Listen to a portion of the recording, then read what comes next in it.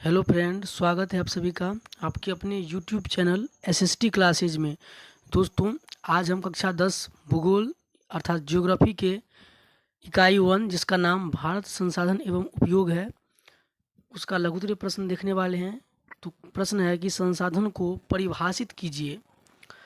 तो संसाधन को परिभाषित करने से पहले संसाधन का मतलब क्या होता है वो समझ लेते हैं। तो देखिए, हमारे जो पर्यावरण है उनमें बहुत सारी वस्तुएं पाई जाती है या बहुत सारी वस्तुएं होती है।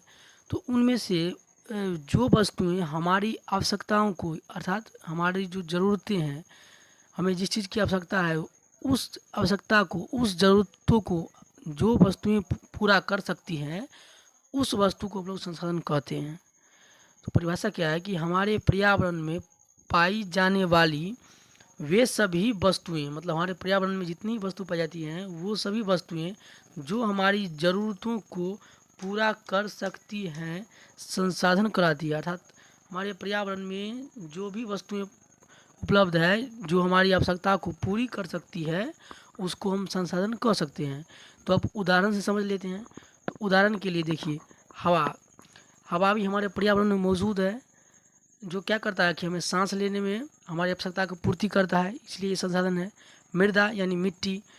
मिट्टी भी हमारे पर्यावरण में पाया जाता है और मिट्टी से विभिन्न प्रकार का बर्तन बनता है, जैसे कि सुराही, जो हमें गर्मी के दिनों में पानी को ठंडे पानी उसमें रखा जाता है, जो हमारी आवश्यकता को पूर्ति करता है। जल, जिसे हम पीते हैं।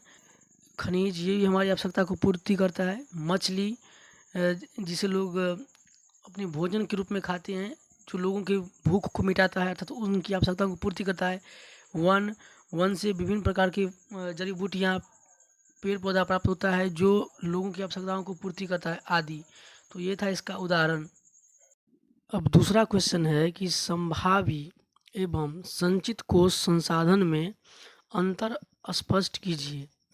अर्थात संभावी और संचित कोश संसाधन में अंतर बताना है। तो संभावी एवं संचित कोश संसाधन में निम्नलिखित अंतर है। अर्थात यहाँ पर जो अंतर दिया गया है इन दोनों में, उसको देखते हैं। तो इसमें पहला अंतर है कि संभाव्य संसाधन में कि ऐसे संसाधन किसी विशेष क्षेत्र में मौजूद होता है जिसे उपयोग में लाए जाने की संभावना रहती है। अर्थात ये जो संभाव्य संसाधन है वो किसी विशेष क्षेत्र में, किसी खास क्षेत्र में मौजूद होता है, उपस्थित होता है, लेकिन इसको उपयोग भविष्य में इसको उपयोग में लाए जाने की संभावना रहती है।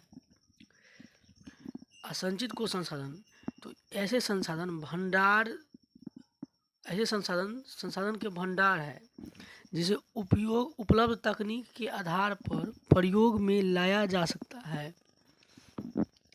अर्थात ये जो संसाधन है, हम कह सकते हैं कि भंडार संसाधन का एक छोटा सा अंश है ये संचित कोश संसाधन। मतलब जो संसाधन का भंडार होता है उस भंडार का एक छोटा सा अंश होता है संचित कोश संसाधन, जिससे उपलब्ध तकनीक के आधार पर, यानी जो तकनीक उपलब्ध है उसके आधार पर इसको प्रयोग में लाया जा सकता है। इसका उपयोग अभी तक नहीं किया गया है। अर्थात ये जो संभावित संसाधन है इसका उपयोग अभी तक नहीं किया गया है। और ये संचित कोश संसाधन है, इसका जो है तत्काल उपयोग प्रारंभ नहीं हुआ है। अर्थात ये भविष्य की पूंजी है, इसे भविष्य में उपयोग किया जा सकता है। अब हम दूसरा अंतर देखते हैं। तो संभावित संसाधन में दूसरा अंतर ये है कि हिमालय क्षेत्र का खनिज, राजस्थान एवं गुजरात क्षेत्र में पवन और सौर ऊर्जा की संभावना है, किंतु इनका सही रूप से विकास नहीं हो पाया है। अर्थात इसमें क्या है कि हिमालय क्षेत्र में खनिज है लेकिन उनका विकास नहीं हुआ है। क्यों? क्योंकि इसके खनन कार्य में, अर्थात इसका गहराई, इसको जो खनिज को निकालने के लिए बहुत ज़्यादा गहराई खोदना पड़ेगा, जिसमें बहुत सारा खर्चा आएगा, जिसके कारण इसका सही रूप से विकास नहीं हुआ है। ठीक उसी प्रकार राजस्थान एवं गुजरात क्षेत्र में पवन और सौर ऊर्जा मिलने की संभावना है, लेकिन उनमें भी बहुत खर्च लगेगा, जिसके कारण इसका सही रूप से विकास नहीं हुआ है।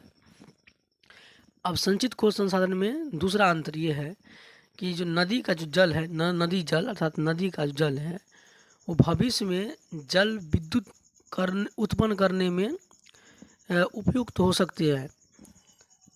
यानी कि नदी का जो जल होता है वो भविष्य में जल विद्युत उत्पन्न अर्थात जल द्वारा विद्युत उत्पन्न होने में उपयुक्त हो सकता है।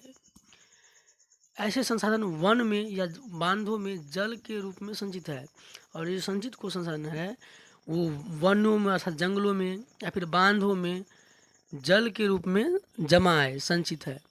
दोस्तों, अगर आपको ये वीडियो अच्छा लगा है तो इसे लाइक करें, अपने दोस्तों में शेयर करें, चैनल को भी सब्सक्राइब करें लें, और यदि किसी प्रकार का प्रॉब्लम हो तो इस वीडियो के नीचे कमेंट कर सकते हैं। धन्यवाद।